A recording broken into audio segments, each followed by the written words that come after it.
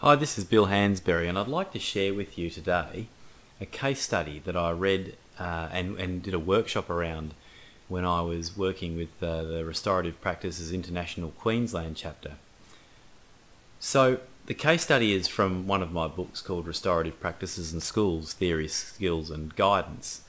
And it's an example of what we call a restorative or a community restorative conference or a community conference, which is what we use in schools when there's been a fairly serious and horrid situation. This one is a scenario involving what some people would inaccurately call cyberbullying. It does involve a nasty case of harassment and defamation in the cyberspace, but doesn't tick all the boxes for bullying because it's not persistent and it's not ongoing. So what staff can use this in a school for is to listen along to the story and then stop when I pose questions and talk in table groups about the questions that I've posed. So I'm one of the board directors of Restorative Practices International, and we are building our membership of people who are committed to restorative practice regardless of their discipline and keen to connect with others. So if you're interested to join, go to our website and have a look at the memberships page. It'll cost you the grand total of $40 Australian, so we're a very accessible group. So let's get into our case study. The story is called Trashed on Facebook, but as the kids tell me now, Facebook's something that the youngsters don't use, so it could as easily been, trashed on Instagram or Snapchat. So on Sunday evening, Louise, the head of wellbeing in a large private girls' school, saw on her calendar an emergency 8 a.m. meeting for the next morning. This meeting involved Georgia, a 15-year-old student, and her parents, Steve and Kathy, and Mary, the school principal. This can't be good, thought Louise, as she read an email from Mary informing her that the meeting was to do with cyberbullying. Georgia's parents had threatened to involve the police and their lawyers. Yes, plural. The meeting the next morning commenced on time. Georgia was clearly distressed, and her parents, Steve and Kathy, were visibly angry. Steve was ranting. "We pay good money to ensure our daughter is safe from this type of defamation, but here we are, Georgia's reputation in tatters and my wife being branded a common whore on social media. What type of a school are you running here? Don't you teach your students the risks of social media?" Mary, the principal, bristled at Steve's words, and Louise knew it. "Steve, we do everything to ensure the safety..." Steve cut Mary off. "So I'd expect then that the young lady who accused Georgia of sleeping with multiple boys and saying that she learned this from her mother will be immediately expelled by the conclusion of our meeting, and will get a written apology. Good then, I think we're finished."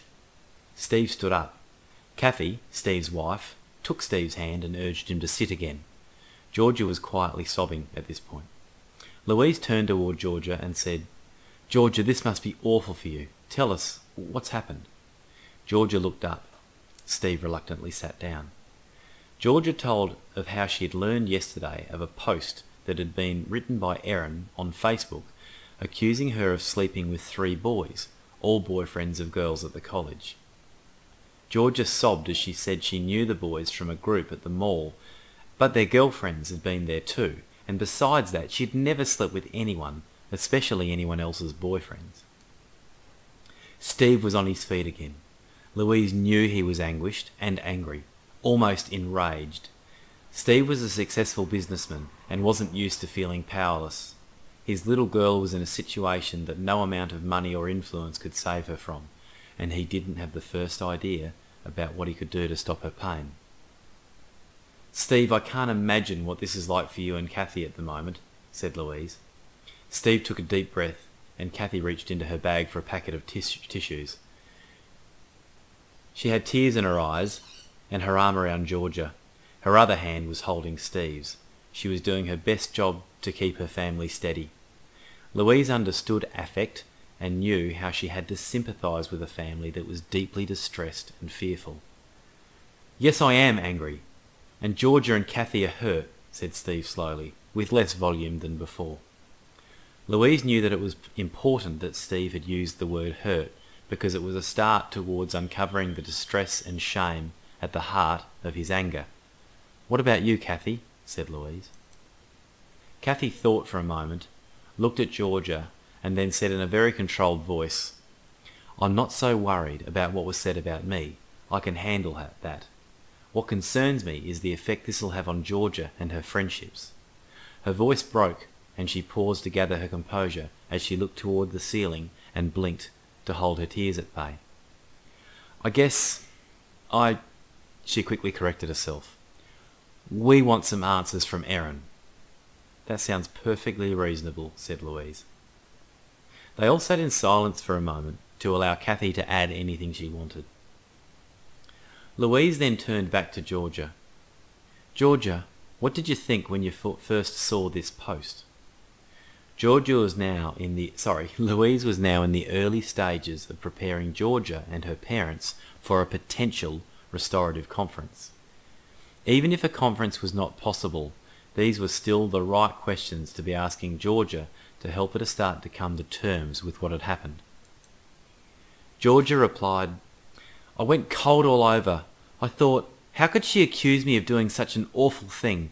I've never done anything or said anything about Erin to deserve this. I'm so embarrassed. It's like I've actually done what she said I've done, and I feel guilty about it. But I haven't done anything. It's so unfair, and now everyone's going to think I'm a slut, and that my mum's a slut. The looks and comments I'll get. It's over for me here. I love this school and my friends, but it's done now." She was sobbing deeply by this point. "For God's sake, Steve," Kathy said, "go and hug your daughter. She needs a hug from her father." Steve sat next to Georgia and put his arm awkwardly around her. Louise felt tears welling in her own eyes and looked at Mary, who seemed shell-shocked. Louise knew that Georgia's distress had infected everybody in the room. Louise didn't know whether it would be a good thing for Steve and Kathy to see that she was distressed. Her next thought was, "I don't care if they see me upset.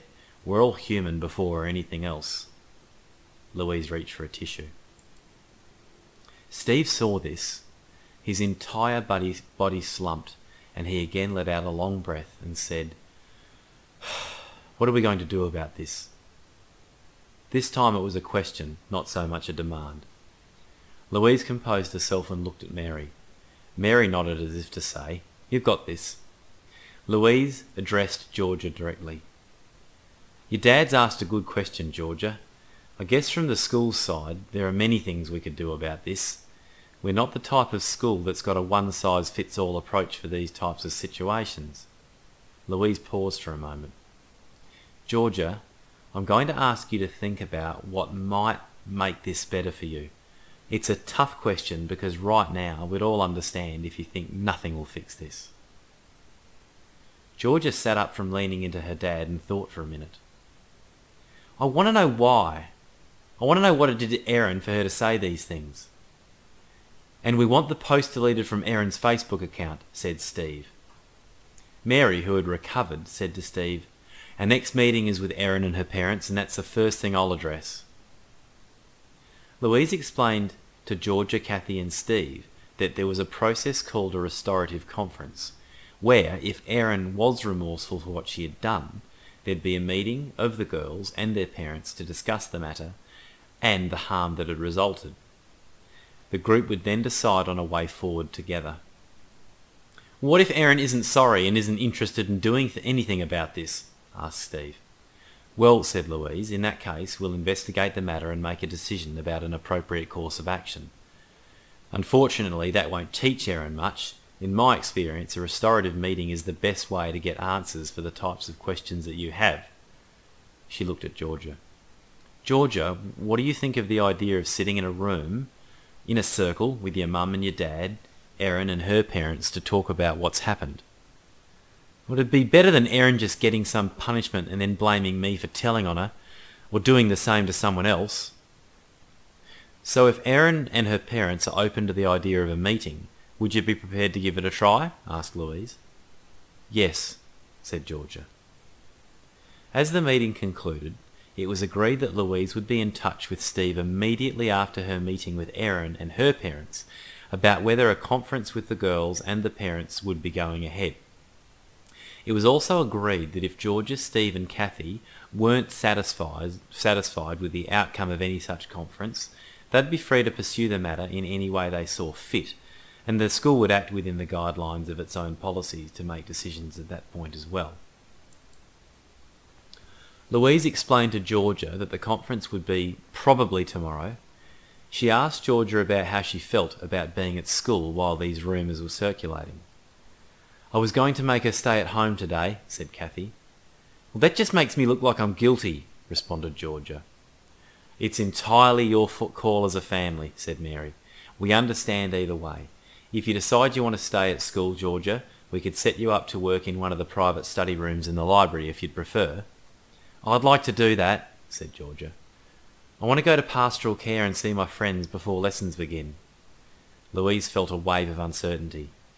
"What will you say if you're questioned by your friends about the post on Facebook?" "I'll just tell them we're in the middle of sorting it out." "And if they probe?" asked Mary. "I'll just say it's confidential." "I think that's the fairest thing you can say at the moment, especially seeing that we haven't spoken to Erin yet," said Louise. Mary added, "In fact, Georgia, I'd insist that you say just that. None of us needs this mess getting any worse for you and Erin or anyone else involved. A pile of rumours floating around about what's going to happen would make this worse." "What do you think, Kathy and Steve?" Kathy nodded. "Yes, confidentiality is important for both families," said Kathy. "That's ironic," Steve scoffed. "Erin wasn't very confidential in her defaming of Georgia and you." "There's no point causing more harm," said Kathy. Steve nodded in resignation. Mary summarised that Georgia would work in the library for the day and that if she needed to talk to either her or Louise, she could come and find them. Mary also told Georgia that she'd be the first to know when the meeting with Erin and her parents was finished. The meeting concluded at 8:50 a.m. So I'd like to introduce you to two very, very important figures. On the left is Sylvan Tompkins, and on the right is Donald Nathanson. Sylvan in the red on the left is the father of a field of psychology that we call affect script psychology. Now, even though affect script psychology wasn't written for restorative practice, it actually does a really good job of explaining the emotions and the responses to emotions that people have in restorative interactions. Donald Nathanson on the right built on a lot of Sylvan Tompkins' work around one of these affects, one of these 9 innate affects that Tompkins discovered or theorised. Nathanson was interested in affect shame through to humiliation. So I'm not going to go too much into the 9 innate affects, but what I will say is to use restorative practices to their full potential, there's a very, very important book that's been around for a couple of years now. It's called The Psychology of Emotion in Restorative Practice. It was edited by Vic Kelly and Marg Thorsborn, and Jessica Kingsley Publishing are the publishers, who have actually released this as well as a number of other good works on restorative practices. So the contributors to this book are many and varying, and are all considered experts, I guess, in their field.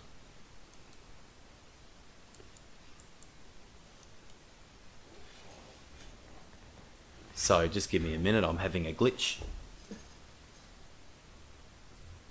Okay, so you're looking at the 9 innate affects that Sylvan Tompkins theorised that are the biological basis of all human emotion. Now, as you listened to the case study to this point, what came across really clear was Steve's distress, George's distress and anguish. Steve also had some disgust around Erin's behaviour, probably like most people involved. Poor Georgia, even though she hadn't done anything wrong, was feeling ashamed about what had been said about her and her mother. At the moment, there's a little bit of mild interest in bringing people together to work it out. I'm sure that Georgia and her family are interested in what Erin's got to say.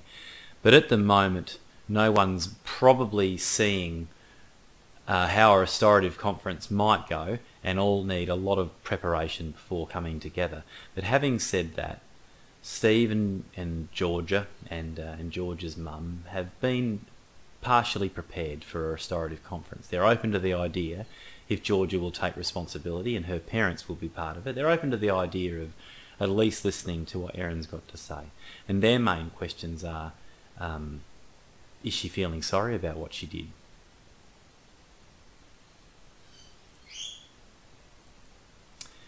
So Sylvan Tompkins, when talking about these 9 innate affects, Tompkins said that we humans are run by an emotional blueprint that says we work in a way as human beings to try and maximise positive feelings, and we should do that. We also live in a way where we try and minimise those negative emotions or affects that you saw on that list. And number 3 is probably where restorative practice where the rubber hits the road for restorative practices in schools. 3 is really important, and it kind of goes like this. If we don't allow people to share what feels good, positive feelings, and we don't allow people to share what feels bad, which are the negative emotions, we end up having all sorts of trouble as individuals and as communities. So what the school is offering the people involved here is an opportunity to come together and to talk about what's distressed them, because that's the start of every conference, when we talk about what's happened and how people affected and what were they thinking and how they're feeling. So we need to offer the opportunity for people to mutualise that negative affect.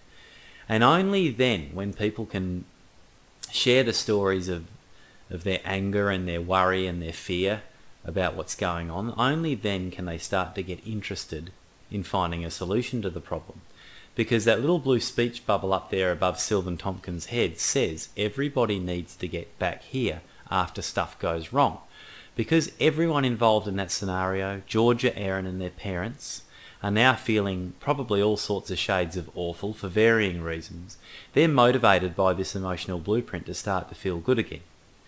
And Tompkins also told us, and probably Vic Kelly, who you're looking at down in the bottom there, they teach us that when things go wrong, other human beings are our best source of relief from negative affect. So what the school's very deliberately doing is setting up a situation, preparing it well, mind you, but setting up a situation where Erin can be the source of relief to Georgia, as long as Erin does feel bad about this. Okay, so let's move on.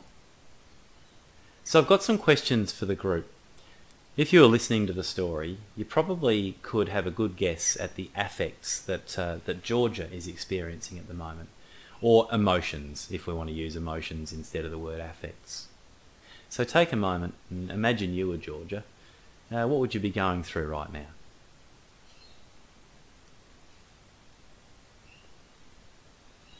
Pause this if you want to have a long conversation. And what about Georgia's concerns? What would be on Georgia's mind at the moment? What would her main worries be? Again, pause this as long as you need and have a bit of a chin wag about it.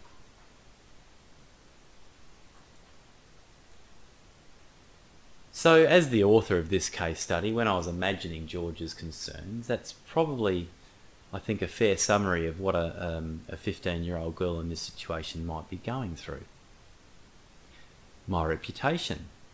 Will people care about...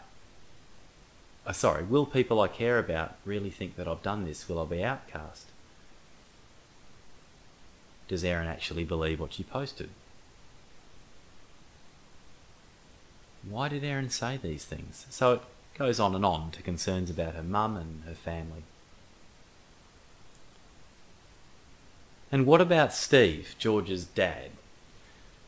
What were the very raw affects that we saw from him? Pause it and discuss.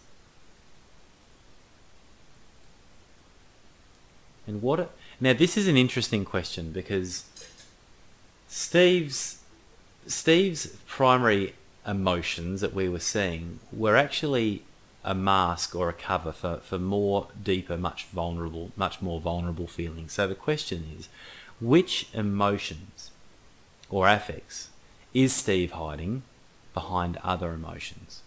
So what did he walk through the door with? up front and out loud, and what's probably going on underneath more so than that. Pause it and have a conversation. So my best guess is Steve's very confronting anger and aggression were covering feelings, deeper feelings of anguish and powerlessness, and the resulting shame that comes with that. This situation, like most situations like this that cause significant harm to people who love other people, this situation has dismantled Steve's belief in his ability to protect his daughter and his wife from this kind of defamation, and he just does not know what to do. So just quickly at your table, see if you can come up with what Steve's main concerns might be. And go easy on poor old Steve. He's not the buffhead that he seemed to be.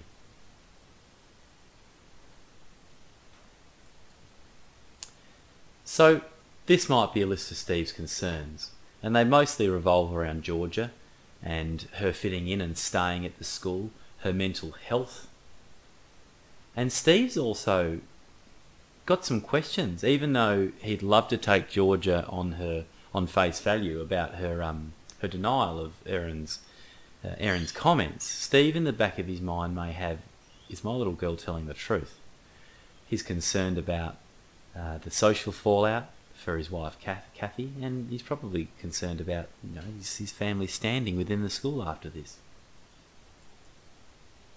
Now Kathy, dear Kathy, who did her best to hold everybody together, and probably more so Steve, what emotions did we see from Kathy?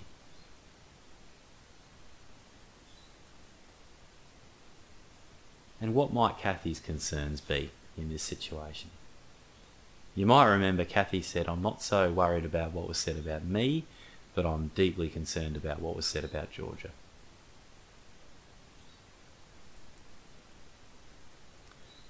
So you're seeing pretty much a carbon copy of what Steve's concerns are there. And if you have any more, by all means, discuss them.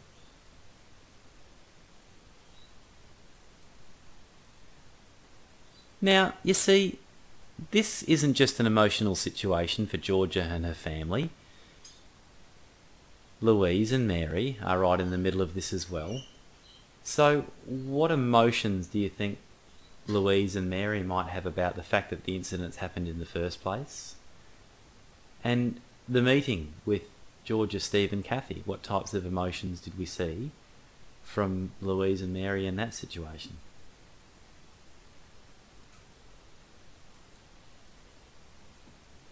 And how have you felt in these types of situations when you've been faced with distressed parents and distressed students?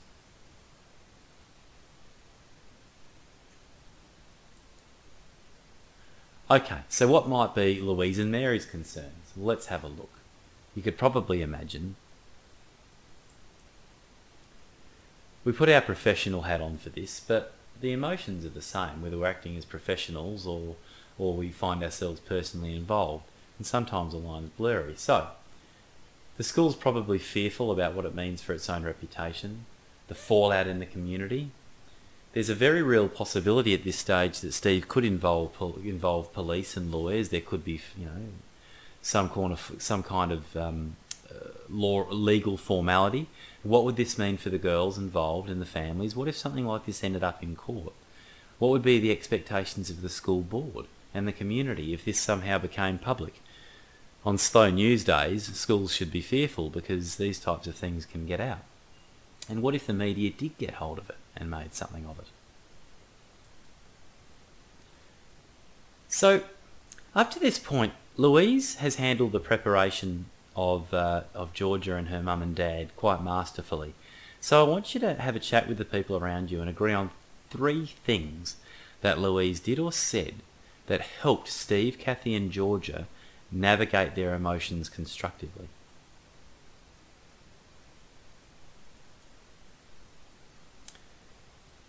So the main thing was here that Louise was interested in how Georgia and Georgia's mum and dad felt, and she was compassionate. She saw straight through Steve's rage to the distress and the fear that were underneath, and she only talked to those emotions, which was important. She wasn't sidetracked by Steve's initial blustering and threatening and blaming. So what if we look at this differently? What could have Georgia said that could have really stuffed this situation up and perhaps had Steve marching straight back out the door to make a formal complaint to the police and perhaps call his lawyers? What could have been some errors at critical moments that would have seen things go haywire and ensured that Steve and Kathy and Georgia were not interested in a very human interaction with Erin and her parents?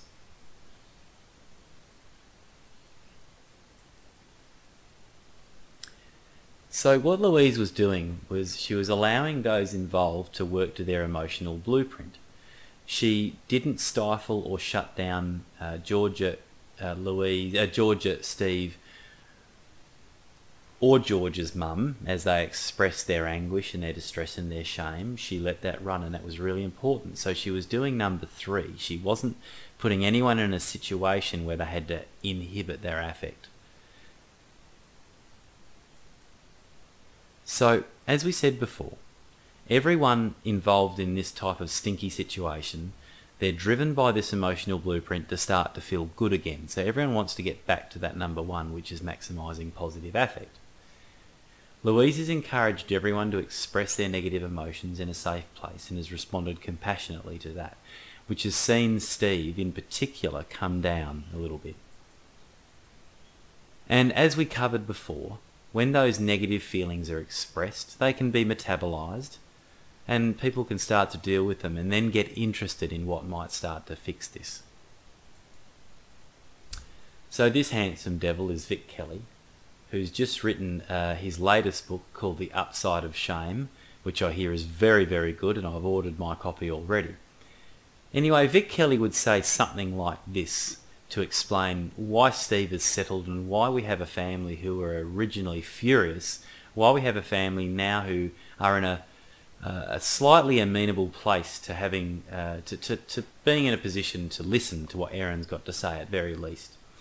So here, someone in authority, in this case it's Louise, and Mary for that matter, the principal too, have shown an interest in helping those affected by this incident to start to try to put things back together. And what this does is starts to shift from negative affect to more positive affects, including an interest in others involved and an interest in working together to fix the problem. Now, given this interest is only very superficial at the moment, if this conference goes ahead, that process will continue. Vic says, and he's right, we humans are all very interested in how interested others are in us. And this interest in how interested others are in us, as well as making up our very early attachment scripts as infants, it motivates nearly all human behaviour. So if you don't think you're interested in how interested others are in you, well, just ask yourself this question. Last time you posted something on Insta or Snapchat or Facebook, how long was it until you went back and checked how many likes or comments you had? Okay, on with our story. I suppose we need to find out now what Erin's got to say for herself. At 10:15am, a sheepish-looking Erin and her parents, Elizabeth and Paul, entered Mary's office. Erin had not been in classes that morning. Louise had informed Erin's pastoral care teacher of the issue and asked that he discreetly direct Erin to reception as soon as she arrived at school. Mary had called Elizabeth as soon as the meeting with Georgia and her parents had concluded and informed her of the issue. Louise thanked Erin and her parents for coming and then cut straight to the chase. She said, "Erin, we've been made aware of a troubling post on your Facebook about Georgia and her mother." Louise then held a soft gaze and waited for Erin's response. Erin finally muttered with her eyes down, "Yes." Louise paused and gave Erin plenty of time to continue. Paul broke in, Erin's dad, saying, "What's Erin been accused of here?" Louise gently said, "Erin, what do you need us to know about what may or may not be on your Facebook about Georgia Banks and her mum, Kathy?" "I said something about Georgia sleeping with a few boys," said Erin after a few moments of contemplation. Paul inhaled loudly and sat back in his seat. "Will you show us the post, please, Erin?" asked Mary, the school principal. "I've deleted it." "Thank goodness for that," said Louise. "The damage has been done, I suppose," said Elizabeth, glaring at Erin. Erin had gone even paler. "When did you delete it?" asked Elizabeth. "I deleted it as soon as I was asked to come to the office this morning." "On your phone?" asked Paul. "Yes." "Open your Facebook, Erin, and take me to the place where that post was and show me that it's gone," said Elizabeth, Erin's mum. Erin showed her mum that the post had been deleted.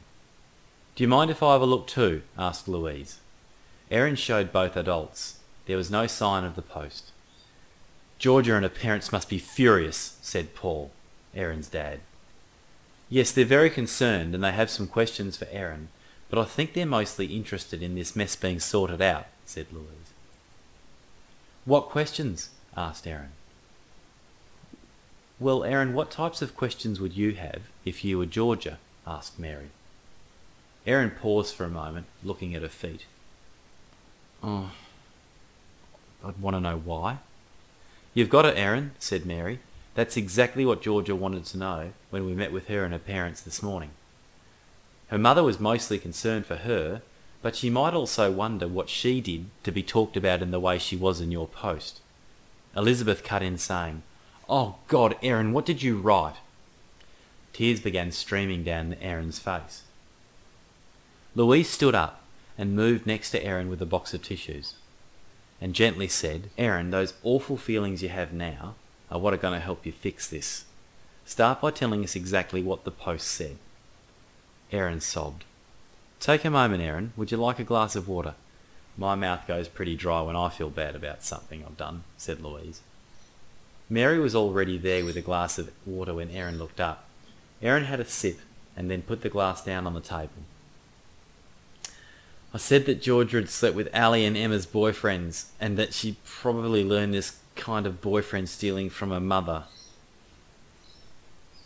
"Why on earth would you say such a thing, on Facebook or anywhere else for that matter?" asked Paul. "We've talked about this over and over again. That's it. That phone, all of your screens are off limit for a very long time." Louise asked gently, "Erin, what were you thinking when you posted that?" "Oh, I don't know. I was annoyed that she was flirty with the boys when we were at the mall last week." "Oh God, boys again," said Elizabeth, sighing. "I don't know if she slept with any of them," Erin said. "I just said it." Louise asked, "Erin, what do you think about that now?" "I shouldn't have. It was a mean and stupid thing to do. I don't know why I did it. I wish I could take it all back." Louise paused, and then she said to Erin, "Erin, who's been affected by this post?" Erin looked at Louise like it was obvious. Louise nodded. "Yeah, Erin, who else besides Georgia do you think's been affected?" Erin responded, "Oh, her mother, probably her whole family." "And what about the people here in this room, not counting myself or Mrs. White?" "It's affected Mum and Dad." Louise said, "I think your actions have affected you too." Everyone sat silent for a few moments. Paul, Erin's dad, broke the silence. "Mrs. White," he directed to the principal, "do we need to call a lawyer?" Mary answered, "Paul, the fact that Erin's taking responsibility for this makes that less likely. Georgia and her parents were waiting to see if Erin is in fact sorry for this and whether she'd be prepared to meet with them to discuss the matter in a process called a restorative conference.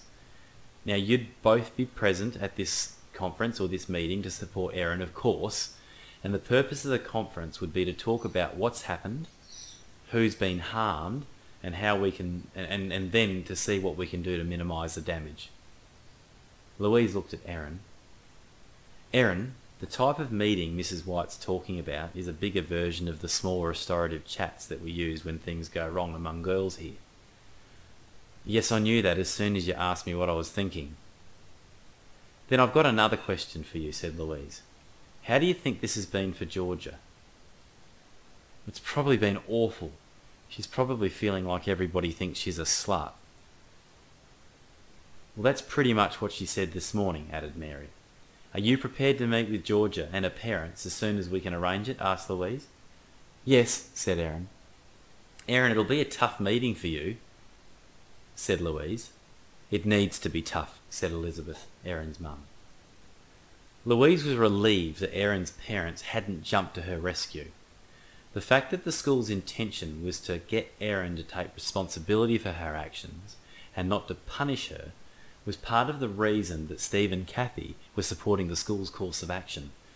There were other schools when Erin would have been immediately suspended pending an investigation, where the police probably would have been called and Erin's time at the school could have been at an end. Louise had lived this type of scenario too often in other schools and had seen the devastating impact that it had on all involved. Louise had already asked Erin the questions that she'd be asking her in a conference in front of Georgia and her parents. Louise explained this to Erin, who was prepared for the conference. Louise went through how the conference would run, as well as the questions that she'd asked Paul and Elizabeth during the conference as well. Louise made it clear that once the conference was completed and an agreement had been made up as to what would happen to repair some of the harm, the matter would then be over in the school's eyes, except for a follow-up series of meetings between the girls regarding the conference agreement to check that it was going to plan. Mary explained that the decision whether or not to take the matter further, that is, outside of the school, would be a decision of Georgia and her parents. Erin was asked the types of questions she thought she might face from the other girls about the Facebook comments, her lateness back to class and why Georgia was studying in the college library. After some discussion, it was agreed that Erin would study at home until the conference so that she wouldn't have to face these questions from the high school paparazzi. The community conference was scheduled for the next morning at 9 a.m. In the time between, Louise had created a seating plan for the circle, which you'll see a little bit later, and this circle had Georgia on one side of the circle, flanked by her parents, Steve and Kathy. Erin would sit directly across from Georgia, flanked by Paul and Elizabeth, and Louise would be seated between the families in the circle as the conference facilitator. Louise created name tags for the girls and their parents and created the conference script, which you can see in the book, that was going to guide the conversation during the conference. Louise also ran off a blank conference agreement template so that she could quickly take notes during the agreement phase of the conference. And this would later be published, signed by the girls and their parents, and copied. So, let's pause and do some thinking about the emotions that we've seen from Erin. So have a chat at your tables. And what could be Erin's concerns? Now, let's not get this confused. Erin's our wrongdoer.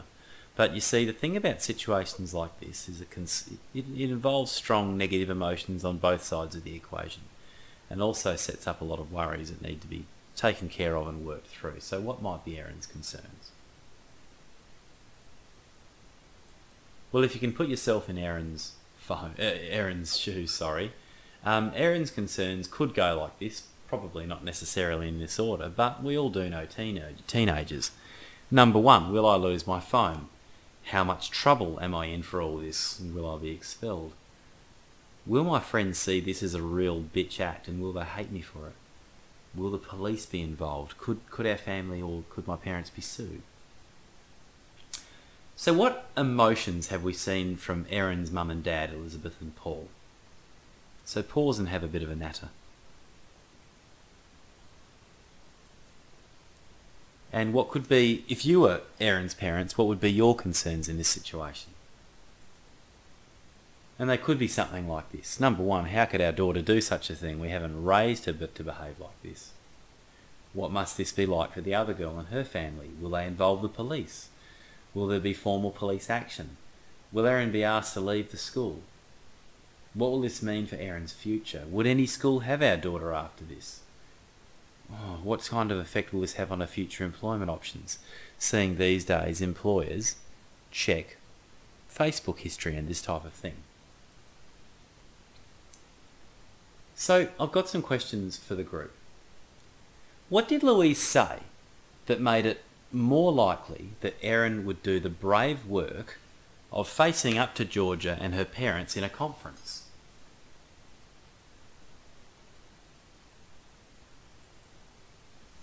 So here are some things I think that Louise said to Erin that made the difference, and some things she also did.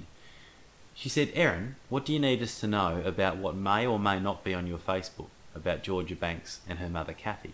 So as soon as they sat down, Louise went straight to the point about the matter. She didn't tiptoe around it, and she asked Erin directly, not offering Erin a whole lot of wriggle room. She kept her questions focused on Erin and tactically ignored Paul's brief interjection. Louise made it clear very quickly that Georgia and her family were interested in coming face to face to deal with the matter. So she gave some hope to Erin and her parents that that Georgia and her parents weren't in fact out for blood at this point anyway. They, more importantly, had some questions.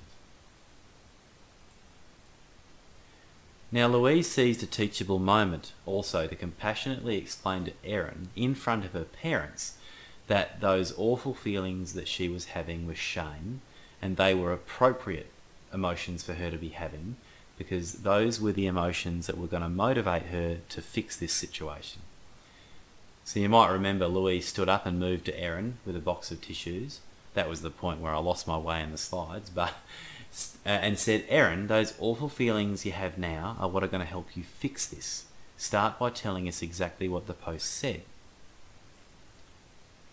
So this is what Louise gets an excellent sticker for. She proceeded without delay into the wrongdoer scripted questions about the intent and the effect of the post on Georgia and her family. Louise deliberately focused Erin's attention on others, straight on Georgia and her family, as if this was Erin's primary concern, because that's what a good kid would be worried about in this situation. So Louise, in her language, showed Erin that she assumed that she was a good person who would want to fix this. And that is really, really important work when kids are making that all-important decision about whether they're going to own this or whether they're going to duck for cover.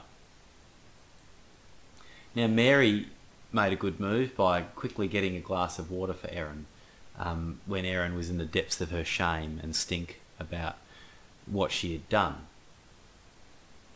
So the message to Erin and her parents through both the behaviour of Louise and Mary was, "Erin, we know you're a good kid who's made an awful mistake, and this has had some awful consequences for others. We're going to help you to do the hard work of facing this and putting things back together. There is hope, and you can do this even though it'll be hard." You can even use language exactly like that if it's appropriate. So restorative practices are very strong on separating people from their misdeeds. In other words, separating the sin from the sinner and the deed from the doer. So this is a lived attitude, and it's how restorative communities put frightened and ashamed kids into that really important, brave and restorative space where they're feeling strong enough to fix up what they've messed up. Now you don't have that, so we'll skip straight past that. So this is the seating plan that Louise set up. So as you can see, Georgia and Erin, can see each other. They are on full display. They're both flanked by their mum and dad, and Louise, as the facilitator, is in the neutral spot. Now Mary, the principal, could also be in this conference. She could co-facilitate it with Louise, and you've probably guessed where we'd fit her. Right between Kathy and Elizabeth in that neutral spot in the circle. Seating plans are incredibly important because they are what we do to make sure that people have support around them, and they're the key way we address power imbalances in some restorative conferences. So let's go back to our story. So on the fateful day of our restorative conference, Louise went in armed with a script, exactly what she was going to say, and the questions that she was going to ask to everybody there. We don't even experience restorative conferences or conference facilitators don't take this for granted. They have a well-typed script there with spots to take notes. They make sure people have name tags so they don't stuff anyone's name up during the conference, and more importantly, so people can address one another by name. So after everyone was sat in the circle, this is probably how Louise would have started the conference. Welcome everyone. As you know, my name's Louise and I'll be facilitating this conference. I'd like to thank you all for making the effort to attend. Now this is a difficult and sensitive matter, and your participation here, girls and parents, will help us deal with it. The conference will deal with the incident where Erin posted comments on Facebook referring to Georgia as a slut, accusing Georgia of sleeping with the boyfriends of other students, and suggesting that Georgia had learned to behave this way from her mum, Kathy. Now these comments were posted by Erin last Friday evening, and college policy states that this is a college matter because it's ended up here and we can address this as a college. Now everyone here, it's really important that we're going to focus on what Erin did and how this behaviour has affected Georgia and her family. Erin, we're not here to decide whether you're a good or a bad person, but we do want to explore how people have been affected and see whether we can begin to repair some of the harm that has been done. Now everyone here in this room, I've met with you all prior to us coming together today, but you've not met one another. So before we begin, what I'm going to do is I'm going to go around the circle and I'm going to ask everyone to introduce themselves and briefly explain their reasons for being here. Now you can see that the language I use is a little bit different. You can decide in a formal conference whether you ask people to introduce themselves or whether you introduce them. Louise went on to say, of course there are some important ground rules for our meeting today. And here they are. As difficult as this matter is, we must all remain respectful in the way we speak to one another.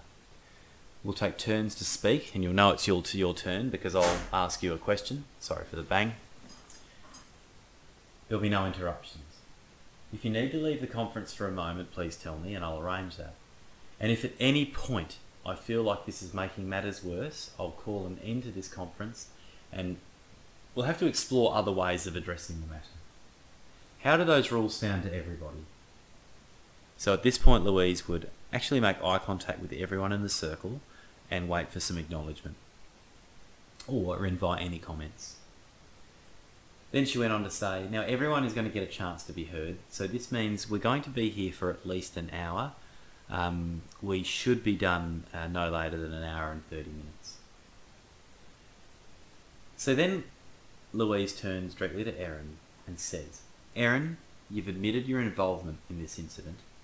You're free to leave this conference at any stage, but Erin, if you do, you need to understand this matter will be dealt with differently.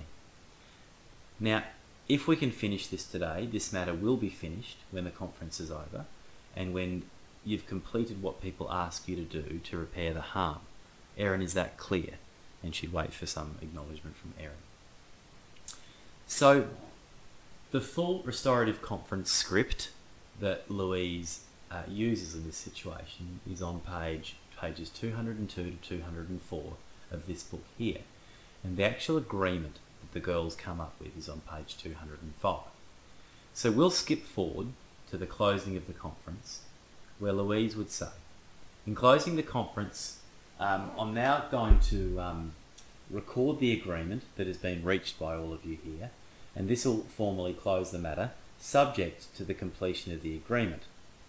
Now, you'll all be asked to sign this agreement, Georgia, Erin and your parents, and you'll be given a copy before you leave. Now, folks, this isn't always possible, by the way, being given an agreement before we leave. If not, just try and get it to families as quickly as you can afterward. Then Louise went on to say, is there anything else anyone wants to say before we finish? Now, usually here, not always, but usually there'll be some interchange between kids and parents, because everyone by this point is feeling better. Acknowledgements of how hard it was on the kids and thank yous for coming, and it often creates a very human moment between parents as well. So then Louise would go on to say, you've all worked very hard to resolve this incident, and the agreement you've reached should go a long way toward repairing the harm done. While I write this agreement, which I'll ask you to sign, please enjoy the refreshments that we've provided for you. So never run one of these without having some orange juice for the kids, tea and coffee available for the parents, and water of course, and something small to nibble on, because this breaking of the bread, this post-conference just informal chatting, is very, very, very important to the healing process. So you're looking at some key principles around restorative practices from Moxon, Scudder and Peters, who wrote a great book called Restorative Solutions for Schools. So those who have been harmed need to have a say in how the harm is repaired. And those who have done harm are given the opportunity to face up to the people they've harmed and answer some really important questions about the what's, the whys and the hows. And then they're also asked to do the repair work. And those who've done harm after this are then enabled to make amends, to do something to fix the situation. And through that, they can usually find a way to continue their positive engagement in school life. So let's have a look. You can't see this, I'm awfully sorry, the conference agreement. It is in the book, but you can't see it. So, unless you've got the book in front of you, of course. Now, I'm going to pose some what-if questions to all of you, because this is always really important to do, because sometimes people look at a restorative approach and go, well, that's all good and well, but if, we just punish the kids, that'd be over and done with. But what I want you to do is do this what-if thinking. So I want you to set up a parallel universe in your mind where, instead of the school bringing people together to deal with it, imagine that Georgia had been interviewed without her parents there. Imagine that Erin had had an interview with the school without her parents there. And in these interviews, a case was built against Erin, evidence was gathered, etc., etc. And then what if the school, after that process, had just decided on a consequence for Erin and had decided that there'd be no engagement between the girls or their parents, that the school would just handle it and decide what happened? So have a chat about our alternative or our parallel universe here, our non-restorative universe.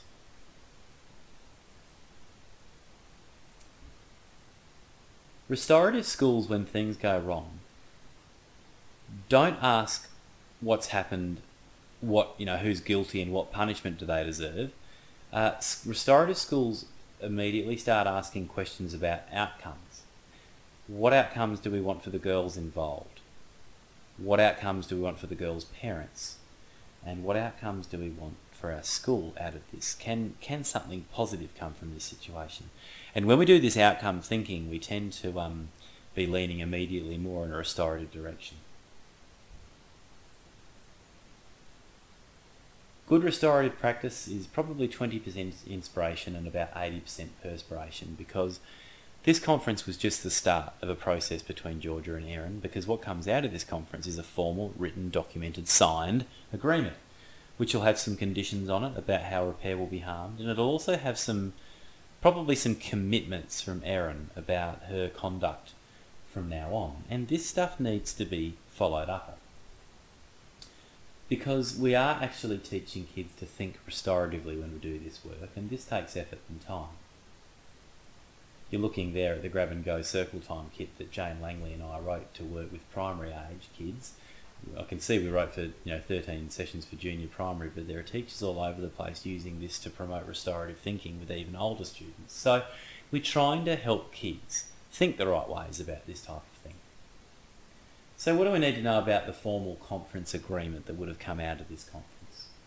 Well, it'll be outlined in the agreement what had been done or still needs to be done to repair the harm. So it's very likely, not forced, but quite likely there would have been apologies made from Erin to Georgia in the conference. So that's the repair work that starts. But there's probably still work to do about poor old Georgia's reputation and managing messages, and Erin probably coming out and publicly admitting that what she said was wrong.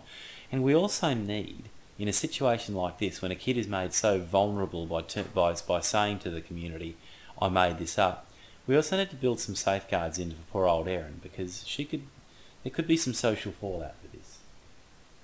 We need to specify how the behaviours will change following the conference, so we'd be very clear about that in our agreement between Georgia and Erin.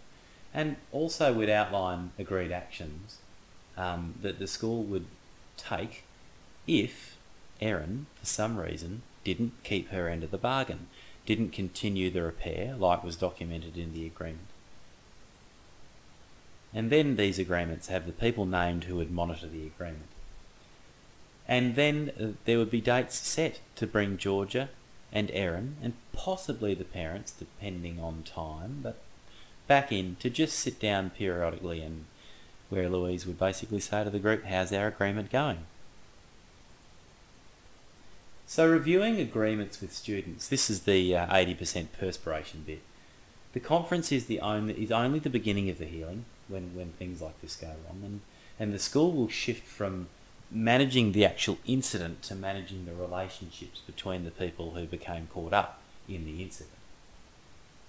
And agreement reviews actually start to build on those positive emotions that start to come about at the end of the formal conference. We need to get kids back in each other's face, and the centrepiece of that conversation is the agreement. Now, agreement reviews are best facilitated by the person who ran the actual conference or was in there. Otherwise, they're quite useless. And the agreement reviews end with a documentation of how the review went, and the kids will sign it. Now, just because a youngster like Erin and Georgia are tied up in a situation is serious doesn't mean their agreements are going to be reviewed from this day forward forever. At some point, usually after a few agreement reviews and every condition being met on the agreement will become inactive and it'll go away in a folder, and the girls don't have to come together anymore. But if there is an issue between the girls in the future, fingers crossed there isn't, but if there is, this current agreement can be where we start again, or it might not be, depending on the nature of the situation. So I'm going to leave you with what Drury said about what the restorative school does. And I hope when you look at those, you can see how they were lived in the way that the school decided to handle the situation between Erin and Georgia.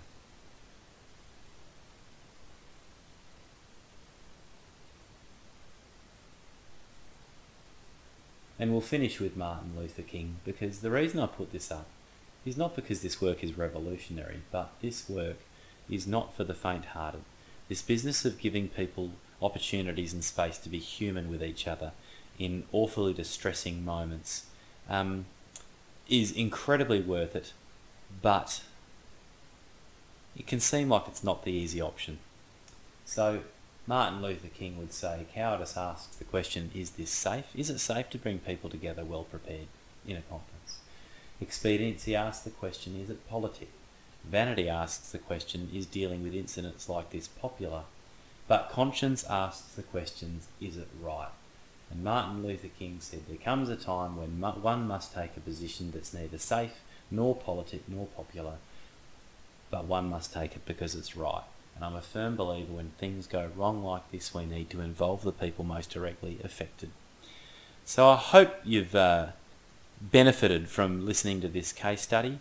If you haven't got the book, go out and get it, and get hold of Vic Kelly's book, The Upside of Shame, and also The Psychology of Emotion in Restorative Practice, the book that I showed earlier.